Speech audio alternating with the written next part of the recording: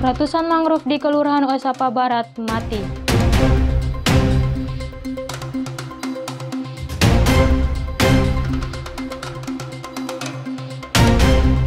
YouTuber Wawan Santoso gelar makan besar di Kota Kupang.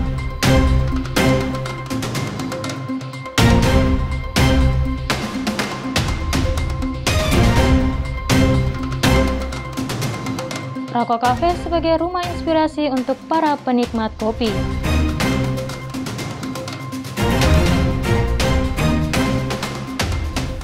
Halo, salam sejahtera pemirsa. Selain 3 topik utama tadi, hari ini kami juga menghadirkan beberapa informasi penting lain. Anda juga dapat menyaksikan Timur Sepekan dan program menarik lainnya melalui live streaming di www.timortv.com. Bersama saya, Deborah Soleh. Selamat menyaksikan Timur Sepekan di Timor TV. Ini TV Ketong.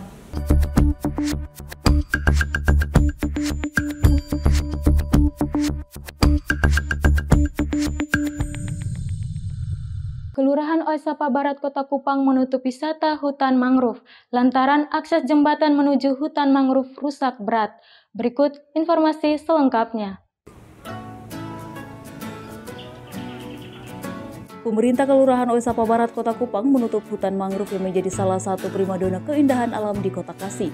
Penutupan ini dilakukan sebagai upaya menjaga keselamatan pengunjung lantaran jembatan yang dibangun sejak tahun 2016 yang menjadi akses wisatawan untuk menuju ke dalam hutan bakau ini mengalami kerusakan parah akibat bencana Seroja yang melanda Nusa Tenggara Timur pada 2021 silam.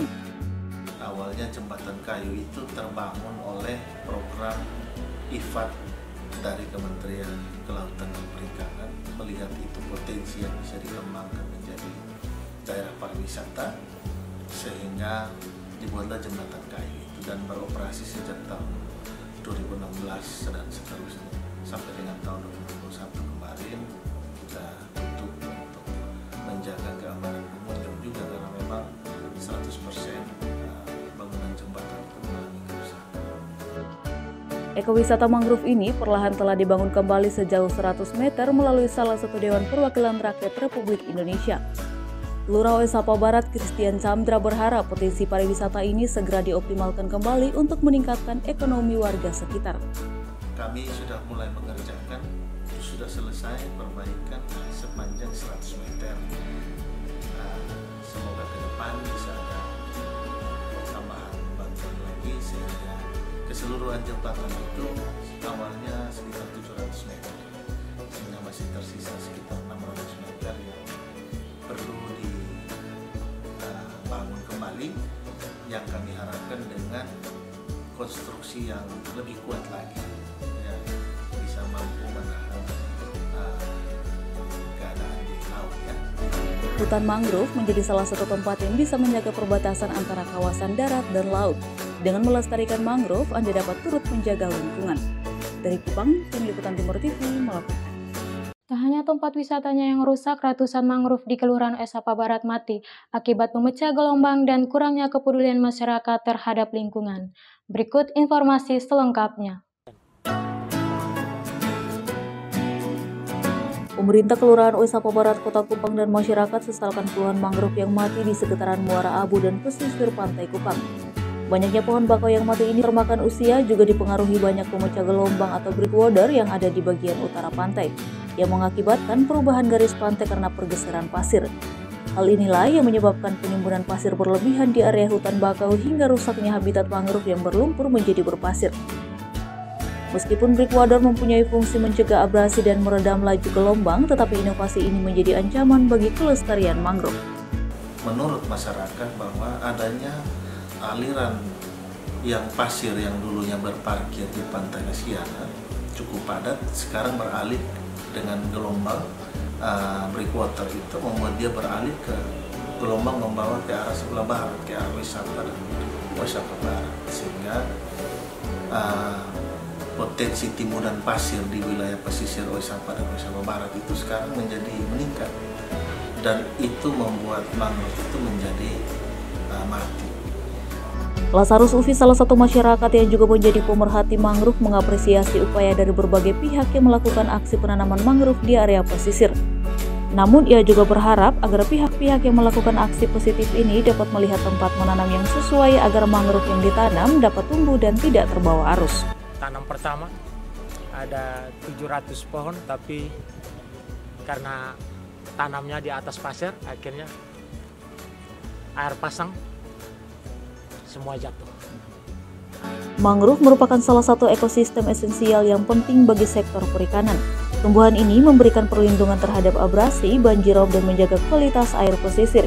Konservasi keanekaragaman hayati, menyimpan karbon, dan menyediakan bahan-bahan alam penting yang menjadi sumber mata pencaharian.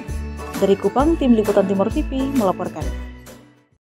Ahli mangrove Nusa Tenggara Timur angkat bicara terkait ratusan mangrove yang mati di pesisir pantai Pulau Timor. Jerias Matatula, seorang ahli mangrove yang berasal dari Politani Negeri Kupang, Nusa Tenggara Timur, angkat bicara terkait banyaknya mangrove yang mati di wilayah pesisir pantai Pulau Timor. Menurut akademisi ini, hutan bakau sendiri merupakan pertahanan pesisir yang perlu dijaga kelestariannya. Baginya, mangrove memainkan peran yang krusial dalam menopang ekosistem perairan. Jerias menuturkan bahwa faktor utama kematian mangrove di wilayah pesisir disebabkan karena abrasi pantai yang menyebabkan penimbunan pasir berlebihan, akibat perubahan garis pantai karena pemecah ombak yang menyebabkan rusaknya habitat hutan mangrove.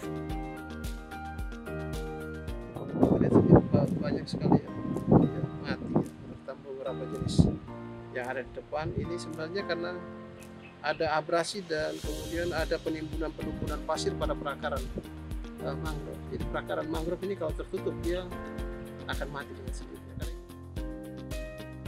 Dosen Politani Kupang ini berharap seluruh pemerhati mangrove yang ingin melaksanakan rehabilitasi dengan menanam anakan mangrove harus melakukan pengkajian terlebih dahulu, agar mengetahui area yang dapat ditanami dan jenis mangrove yang dapat tumbuh di area yang ada.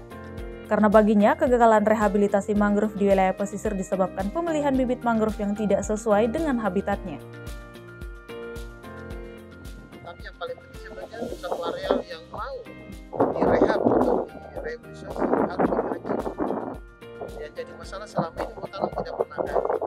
Karena ketika seperti begini saja, lihat kalau pasir kayak begini kita tanam bersama tidak akan jadi.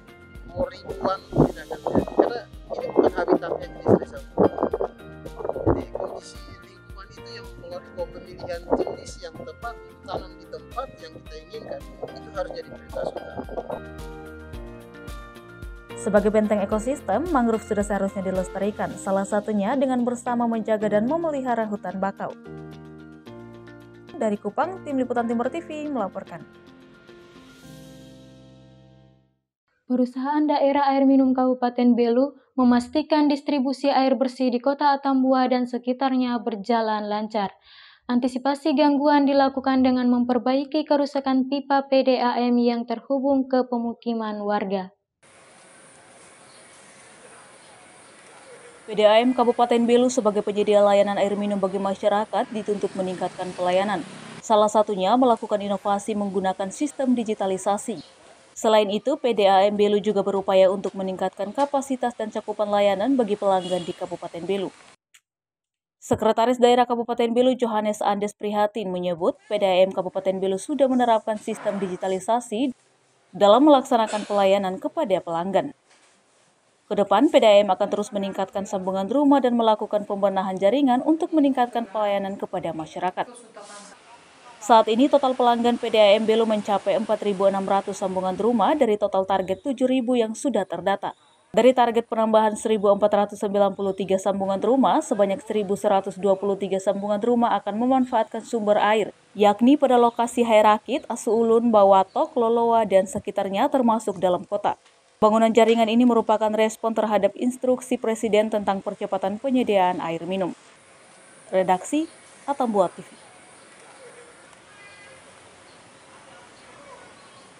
Pemirsa, usai jeda akan ada informasi program Kuali Merah Putih di NTT oleh Bobon Santoso. Tetap bersama kami.